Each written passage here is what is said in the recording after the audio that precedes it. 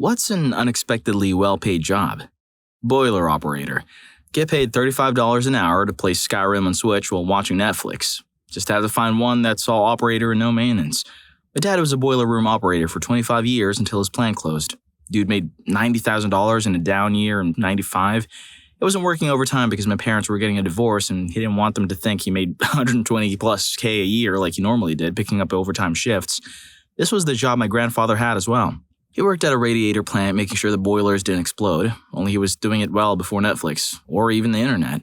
He says he once stuck his head in one of the chambers because he wanted to see what was in there, and some nasty acid dripped under his goggles. At least he was wearing them. He says that it burned real bad and damaged his eye. He thought he was going to lose that eye, but he didn't and was fine just a few weeks later. Don't mess with the boilers. Anyway, back to me. I also have another job, part-time. You know, with today's economy. I work on my computer as a closed captioner broadcaster for the news. I make my own schedule and make between $35 to $65 per hour, depending on the job. Large investment to get started, but significantly worth the payout. You have to go through a course. The course is $800 per month, and you work at your own pace. I worked well at it at my main job, so it took me about 7 months to complete. Most people are between 6 and 9 months, though. Between the course and all the equipment, it's about a $10,000 investment to start, but very much worth it, and you make the investment back quickly. People often ask, is automation affecting your job? Are you worried it will? Initially, this was my main concern. I've gone to several conferences and I'm not really worried about it. Sure, CC may be fully automatic one day, but I think that day is still far away and captioning is not my only source of income. Also, there are other facets of voice writing that just will not be replaced with ASR. CART, core reporting, etc. Keep in mind, voice writing is mainly for the deaf and hard of hearing. You often need a human element to translate to them. Machines still lack some nuances that a captioner does not. At the end of the day, not many jobs are really safe from automation or anything. I'm sure there were people that worked at GM and Ford for 25 years, and if you would have asked them in 2007, they probably would have told you they thought their job was safe. Story 2. Airline dispatcher. A girl I dated many years ago and I met because she was living in my town training to be an airline dispatcher. There are just a handful of schools that teach it. I had no idea what an airline dispatcher was, let alone how much money they get paid. Dispatchers at FedEx can make $150,000 per year or more. It also gives you a lot of options to advance at an airline, like being station chief at an airline. The girl I dated had a dream to one day be Air France station chief in Tahiti. I don't know if she made it or not. I know that there is a wall of dispatchers at FedEx that die before they have the chance to retire. It's not easy work. The schedules and pressure wear a lot of people down. If you're interested in the industry, I think corporate aviation is a far better choice and probably as cushy as it gets. Most of these schools only offer accelerated courses, though. I failed out of a 5-week course for dispatching. Currently working on becoming a pilot instead, but I think I've learned most of the dispatcher stuff at this point, just at a more feasible pace. Dispatching is my backup plan in case something bad happens or I lose an appendage or something. It is not exactly an easy job, and it's a good thing it's well compensated considering what's at stake. An airline dispatcher prepares flight plans. He or she needs to know a lot, including specific knowledge of aircraft performance, aviation regulations, sometimes in several countries, and weather. And they need to apply this by being aware of airport conditions, weather forecasts, information about loads and fueling for the specific flight they're assisting. And then they can be online monitoring all conditions and advising the flight crew of anything that might affect flight safety. Some of them have the authority to delay, divert, or cancel a flight. In many cases, they are co-responsible with a pilot in command for the safety of aircraft, crew, and passengers. It is a huge responsibility. Sounds like a dream. I never really knew there was a position like that till I read this. Probably time to shift courses? Story 3. Power linemen make bank. Not a lot of people even know about it. Insanely dangerous job, though. 2 linemen died in our small town because some person or family didn't shut their breaker off and they hooked up their generator while they were working on it. Electricity is hella terrifying, and sometimes even the smallest things missed can have major consequences. Just for clarity, the situation was during natural disaster and sleep depravity was almost definitely the root causes of the deaths. Linemen were working and barely sleeping for a week straight before backup could come, but the lack of sleep in itself is a major danger, as is the weather they sometimes work in, or the electricity itself.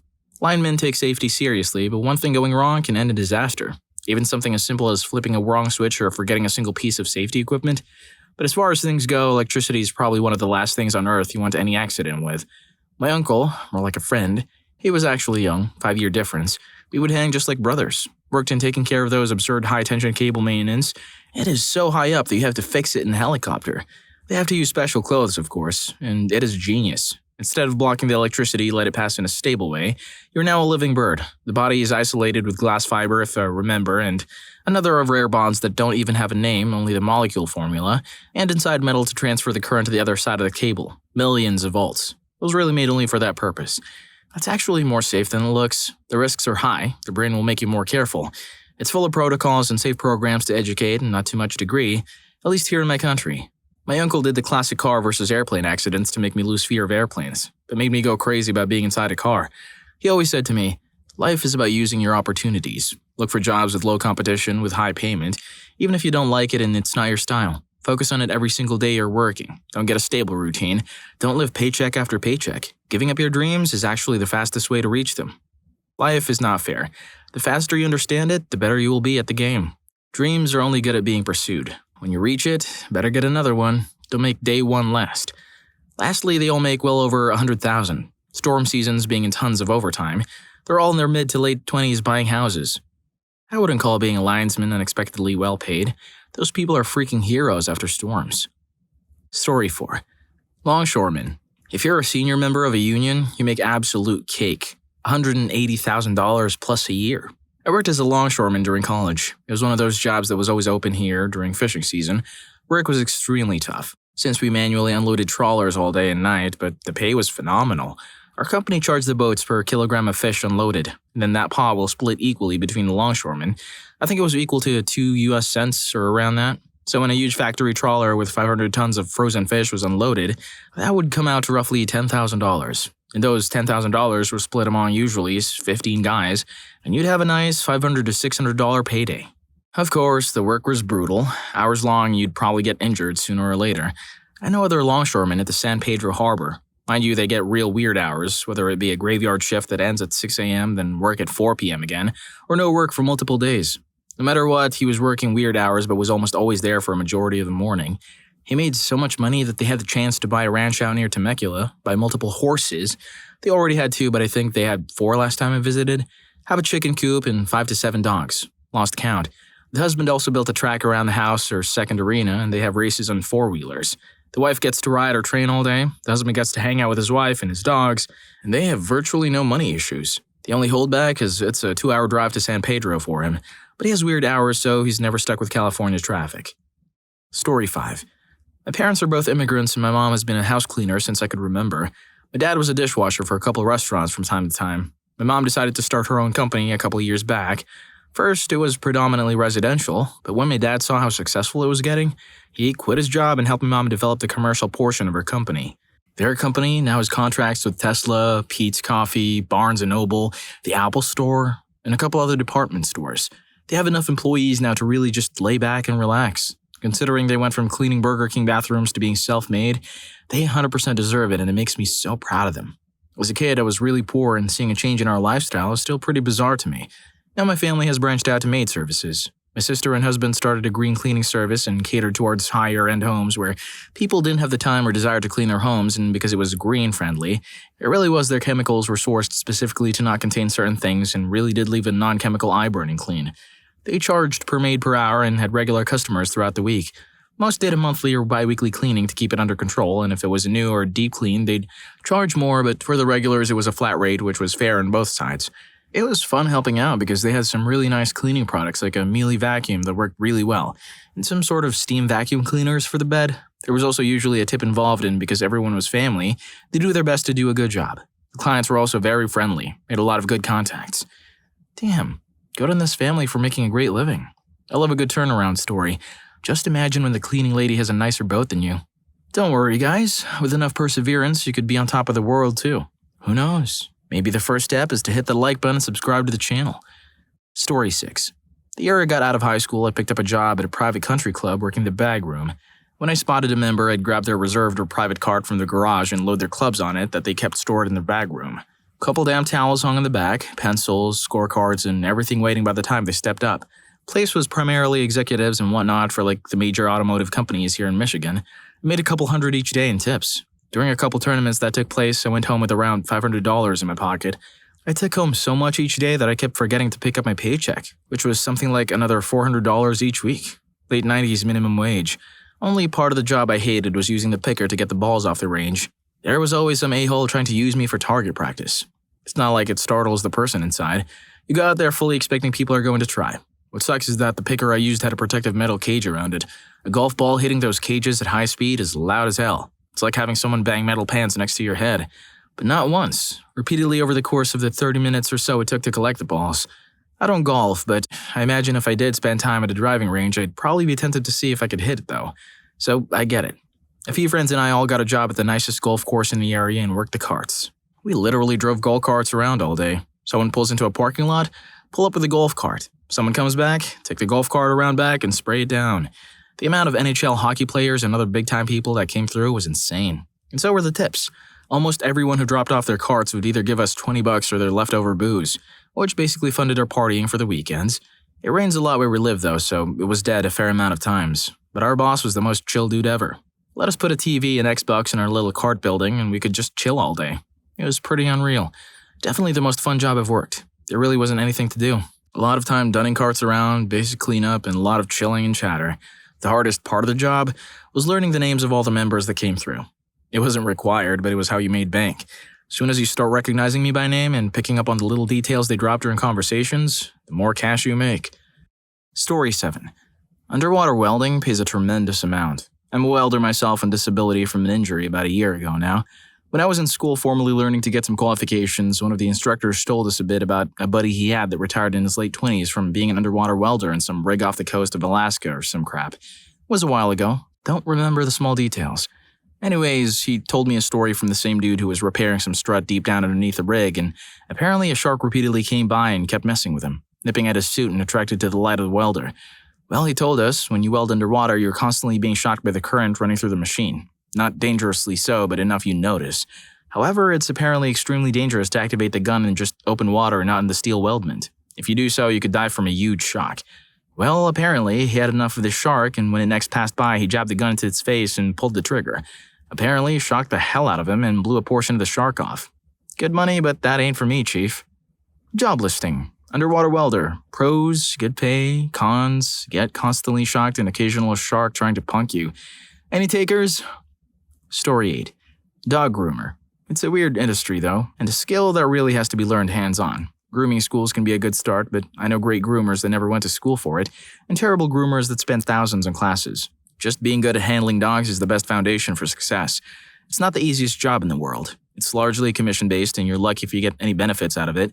But if you get enough practice in to be good at it, and build up a loyal clientele base in a decently affluent area, it's good money. The haircuts I do range from $70 to $175, and I'm paid 50%, which averages out to around $30 to $35 an hour most days. Not everyone tips, but those that do usually tip $5 to $20 per dog. And because I do about 40 dogs in an average week, that's an extra couple hundred in my pocket. So if you don't mind working on your feet all day, sustaining repetitive motion injuries, not taking lunch breaks, dealing with insane customers, and picking stuff off dogs' buttholes, it's a good living. Another pet-related, I'm also a pet sitter, and I made pretty good cash from it during the busy times, summer and holidays, for very little effort in some cases. I've been doing it for a few years, and after busting my butt for their critters, I built a great client base and can relax a bit now. Of course, I work a full-time job too. Pet sitting isn't steady enough to rely on, but I can make an extra $500 to $600 a month when it's busy. It gets hectic figuring out the timing between the two jobs sometimes, but it's so worth it.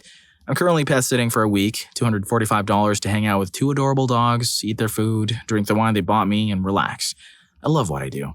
I have some standing appointments on Mondays and Fridays now too. Most of my clients have been using me for years now and recommend me to everyone. I have 3 other pet sitters I use as backup for the overflow, or when I really don't wanna. One lady pays me $35 a night and buys me food to brush her cat for an hour when she's gone. It's pretty great. Someday I want to open my own doggy daycare. I managed one for 3 years and I loved it. Story 9. CBP officer, at least at the northern border and airports. You sit in the booth and ask the same questions over and over again. Now and then you may end up referring someone to secondary based on suspicions, but another officer takes over at that point and you go back to your normal duties. Despite the job being law enforcement, it's incredibly safe, especially in airports where you're already shielded by multiple layers of security. I've heard they can make $130,000 plus benefits after just a few years on the job. No college degree needed. Story 10. I think a lot of this thread is really misleading. First, everyone is saying, I knew a guy, or I made $100,000. And while I don't doubt that these are true things people are sharing, it isn't what someone else can expect to make. We should be talking about median salary or median wage. Second, especially since we aren't talking about median salaries, almost nobody included location. A few people did. Making $80,000 in New York City or San Fran is like making $30,000 in a small Midwestern town according to most cost of living or salary comparison websites. The real truth is, a reasonably free market is going to adjust wages based on supply and demand. Meaning that a job is either difficult to do because it takes a lot of skill, training, or education and pays well, like a heart surgeon, or a job is dirty, dangerous, or otherwise unpleasant, and has to pay well to attract candidates. Like certain fishermen, or a job whose wages are high due to external factors like a union or lobbying body that sets wages, which results in far more candidates than jobs. Like my union painter uncle that makes $120,000 instead of the national median of $40,000. Top comment is garbage collector in New York City. First $100,000 in New York City is equivalent to $40,000 in a small Midwestern town. And that wage is artificially high, resulting in far more applicants than jobs, meaning odds are you can't get that job. National median is $25,000. Next top is aircraft dispatcher. National median salary is $32,000 according to Glassdoor and Salary.com, but $40,000 if you believe the Airline Dispatcher Federation. Finally, a lot of people are talking about starting a business doing X, which is entirely different from doing X. Median salary of a plumber is $45,000 in the US. They don't get the hourly wage they bill you for. And if they start their own plumbing business, they need to pay for insurance, benefits, additional taxes, advertising, and a million other things on top of just being a plumber. They also have to deal with all the hours when they don't have work. Higher risk, but higher potential reward. A successful business person running a plumbing company with 10 employees might make $200,000 or more per year, but they might also lose $100,000. And it doesn't really compare to a salary, especially today with all the salary information we have available to us. A job that pays a lot, that doesn't suck, that anyone can do, isn't going to keep paying a lot. Well, this guy gets it. I hope you enjoyed the video. And if you made it this far, I'm sure you'll also enjoy. What's your lazy people finds ways to make jobs easier story? Story 2 is genius. See you on that video.